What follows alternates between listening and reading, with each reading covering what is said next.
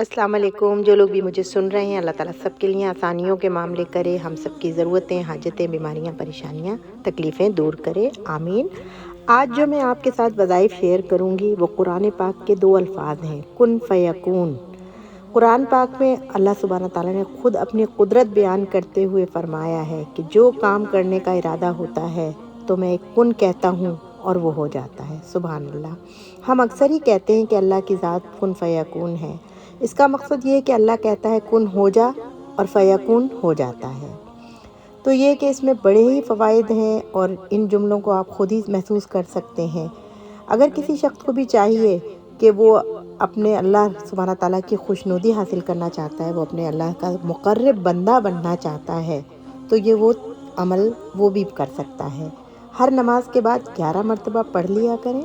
11 मरतबा पढ़ने के बाद भी दुआ करा करें तो अल्लाह सुब्हाना ताला वो भी सुन लेगा। और अगर आप रोज़ 313 मरतबा इसको पढ़ सकते हैं तो ज़रूर अपने मामूलात में से शामिल कर लें कि 313 मरतबा पढ़ के फिर दुआ करें।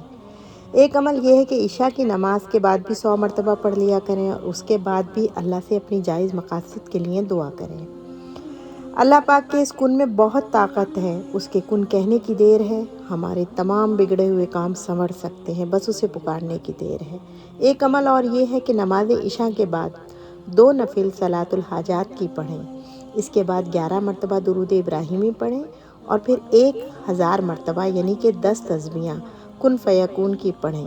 फिर आखिर में फिर दुरूद इब्राहिमी पढ़ें, फिर 100 मरतबा इस्तग़फ़ार पढ़ना है और फिर अपनी हाजत के लिए अल्लाह सुब्हाना ताला से सजदे में जाकर रो रो कर उससे दुआएं मांगनी है। जो भी हाजत है आपकी, इस तरह मांगना है जैसे बच्चे वालिदैन से मांगते हैं कि माँ बाप को ना चाहते हुए भी कभी कभी उनकी किसी भी चीज़ को पूरा करना पड़ जाता है। तो ऐसे ही उससे दिल से मांगें, गिड़गिड़ा के मांगें, इंशाल्लाह वो हमारी तमाम ज़रूरतों, हाजतों को ज़रूर पूरा करेगा। वैसे तो देखें, दुनिया में कोई ऐसा इंसान नहीं है जिसको कोई हाजत ज़रूरत नहीं है।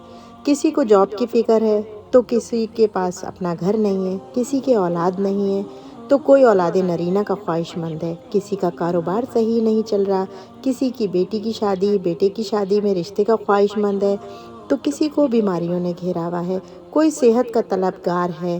गर्ज ये कि हम में से सबको कुछ न कुछ अल्लाह सुब्हाना ताला से ज़रूर चाहिए होता है। हम उसी से मांगेंगे, वही हमारी ज़रूरियात को पूरा करेगा। एक और वजीफ़ा ये है कि 3 दिन नमाज असर के बाद 313 बार कुन फ़यकून पढ़ना है आपको, लेकिन कोशिश करें कि जुमेरात, जुमा और हफ्ता ये 3 दिन अमल करें। असर की नमाज के बाद अव्वल व आखिर दुरूद शरीफ पढ़ें, 313 बार कुन फ़यकून की तस्बीह पढ़ें यानी कि, और उसके बाद जो है दुआ करें। अच्छा, औरतें घर में और मर्द जो है मर्द हजरात वो मस्जिद में पढ़ें। पढ़ने के दौरान किसी से बात नहीं करें, फिर दुआ करें। इंशाअल्लाह अल्लाह सुब्हाना ताला ज़रूर आपकी हमारी मांगी हुई दुआएं पूरी करेगा। अल्लाह के आगे हमारी परेशानियां कुछ भी नहीं हैं, उसके तो कुन कहने की देर है। उसने हमारे सारे बिगड़े काम संवारने ही हैं इंशाअल्लाह ताला, बस हमारे मांगने की देर है। वो जो हमारी शहरक से भी करीब है, वो तो वैसे भी हमें माँओं से बढ़कर चाहता है। वही तो है जो हमें मामूली मामूली परेशानियां देकर हमें अपने पास बुलाता है, हमें सजदों की तौफीक देता है।